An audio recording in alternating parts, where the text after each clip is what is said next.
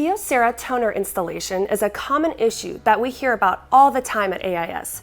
However, different models require different instructions. Here's some tips to help you out.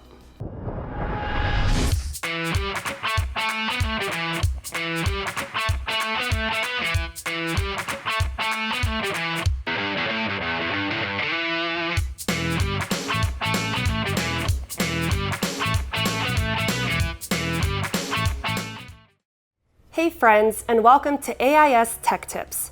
I'm Dr. Copier. I'll be going over toner installation for the Kyocera M Series and showing you firsthand how to install your toner by using this Kyocera M3655idn and this one, the M5521cdw. Come on, let's get started.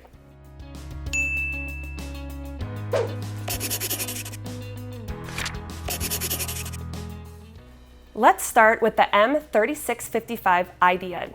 Here's what the toner looks like for this machine. To replace or change out your toner, press the button on the top of the machine and pull the blue lever towards you.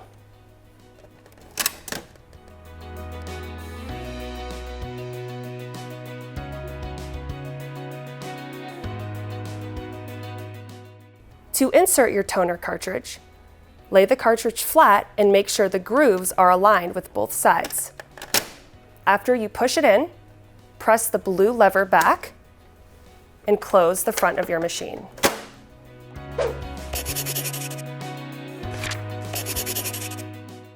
Next up is the M5521cdw. Here's what the toners look like for this machine. To access your toner cartridges, press the button on the side of the machine and lift the lever of the corresponding color you wish to replace. Once you've done that, wiggle the cartridge until it comes out.